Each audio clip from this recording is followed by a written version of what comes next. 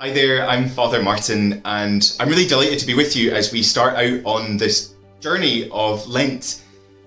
I don't know about any of you, but I sometimes have a bit of a kind of mixed attitude towards Lent. Because I love the devotional aspect of it, I love the Stations of the Cross, I think they're really powerful.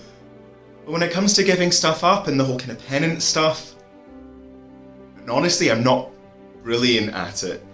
And I think part of it is because for the longest time, I've approached Lent as this season of just giving stuff up. And it's really difficult to stay motivated with that as your attitude. Because sometimes you do get motivated because you're doing quite well and you're reaching a personal best, or you're motivated because your trousers are starting to loosen up a bit, and all of that's great. But at the end of the day, if all Lent is giving stuff up for the sake of giving stuff up, then it's always going to become a bit of a dirge. Now, I absolutely accuse myself of taking on that mentality, and maybe you have some of that yourself. I think it's really easy to fall into that kind of way of viewing Lent. But I think as we begin Lent, or whenever it is that you come across this video, what's really important for us to make for a successful Lent is to rediscover the purpose of this season. What is it that we're actually trying to achieve over these 40 days? Because I think really what's at the heart of Lent is trying to put our lives back in order, trying to live our lives right. But in order for us to do that, we need to figure out what's gone wrong. And in order to do that, what we need to do is we need to go to the very first book of the Bible. We need to go to Genesis. And as we enter into this piece of Hebrew poetry, what we discover isn't something which is historical in the way that we would traditionally write history. But what we find is something which is true. Genesis really does tell us something which is true about who we were and what happened to us and who we now are. And so as we enter into this book of Genesis, what we find is Adam and Eve in the Garden of Eden. And everything is going pretty well at this point. Adam and Eve are in sync with each other, they're in sync with creation, and most importantly of all, they're in sync with God.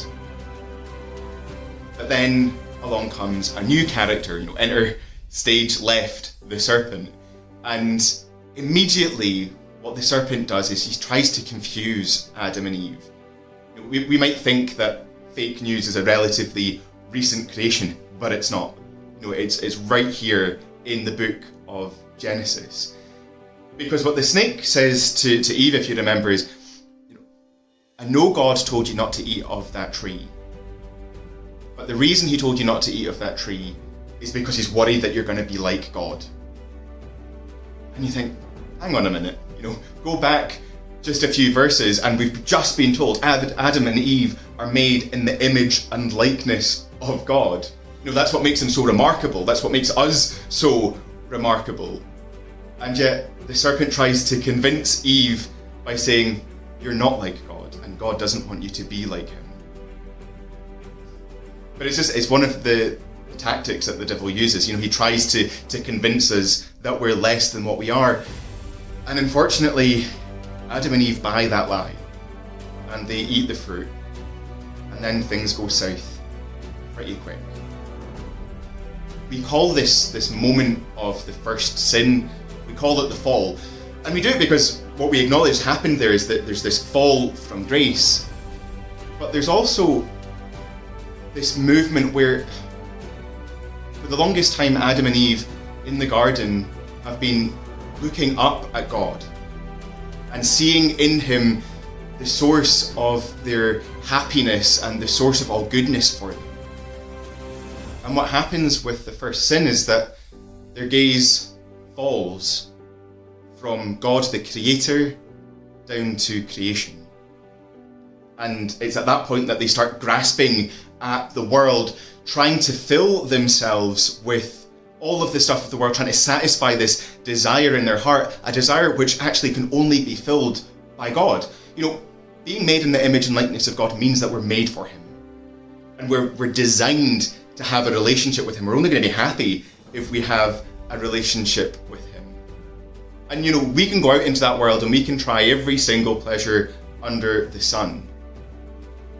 But there is nothing in this world which is going to fill our hearts, which is going to satisfy our spiritual desires.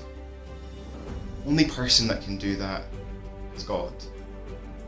And the consequence of the fall is that we stop looking for that spiritual nourishment from up there and we start grasping at it out there, and what that means is that we end up living lives of frustration.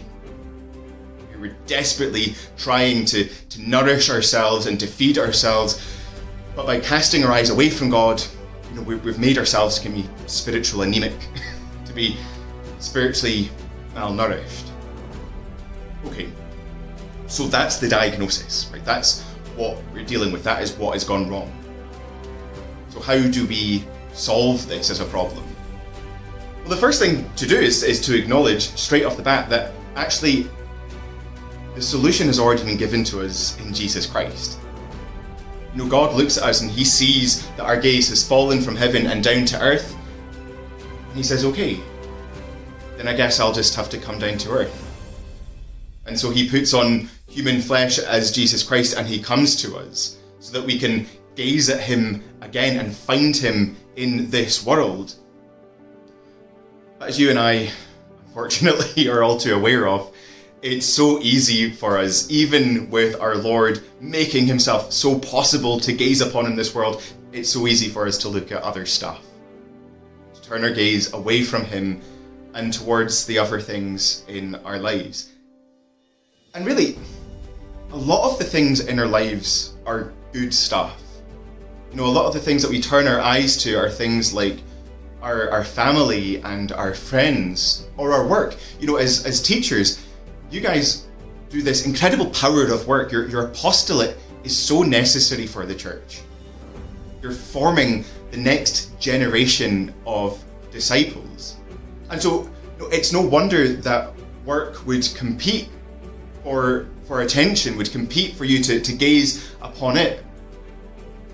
But the thing which is really hard for us to remember, and sometimes it's really hard for us to trust, is that our work is always more fruitful when God is the top priority in our lives.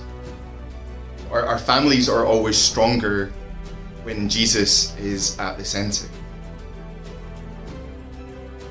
All of the joys and the pleasures of this world are given to us to enjoy. Absolutely, just like any parent, they want to see their children happy, right? And their happiness comes from their children's happiness. Well, God is actually our Father, and his happiness comes from our own happiness. He wants us to be happy, but he knows, if you remember back, that we're built for him.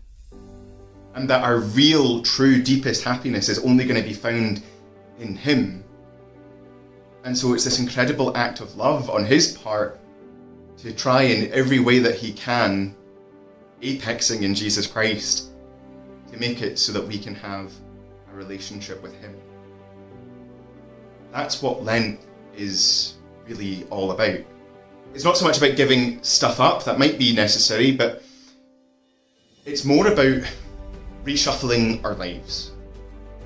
Taking stock of our list of priorities and figuring out, is Jesus at the top of that list? Or is he not?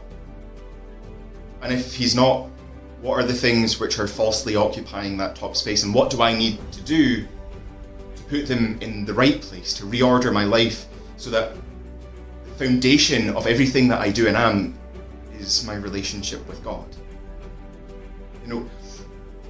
It is really easy for us, I think, to get caught up in the things of the world in pretty banal ways. It might be the case that for this Lent you want to reduce screen time, because what happens is you end up spending 2 hours in binge watching a TV show and you don't spend even 10 minutes in prayer with the Lord. Lent is about trying to fight back against that Garden of Eden moment, when our gaze fell from God and onto ourselves. And so it's about trying to clear a path in our lives so that we can look directly at God. And so that we can see God looking back at us with eyes which are full of of love and compassion and care, with hands which are full of strength and protection and help. There's so much to be gained from levelling up our Christian discipleship by refixing the centre of our lives on our relationship with Jesus.